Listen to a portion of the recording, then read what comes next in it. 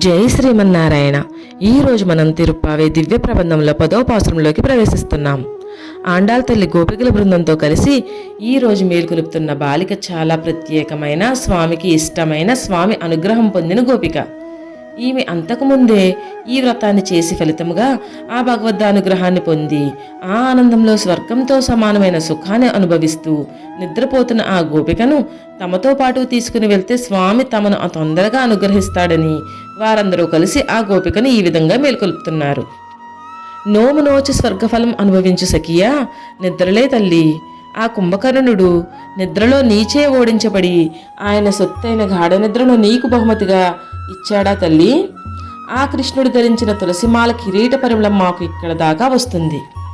ఎత్ర ఎత్ర తులసి తత్ర తత్ర కృష్ణ. ఎక్కడ తులసి ఉంటుందో అక్కడ శ్రీకృష్ణుడు ఉంటాడు.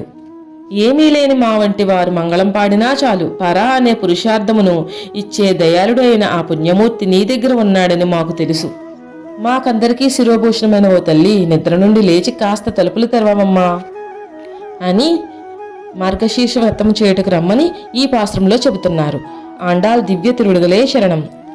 ఈ విధంగా తులసిమాల ధరించిన శ్రీకృష్ణునితో ఆండాళ్ తల్లి జడ ఈరోజు మన నరసాపురం శ్రీ ఆదికేశవ ఎంబేర్ మన్నారు కోవిలలో గోదాదేవికి అలంకరించబడి ఉన్నది.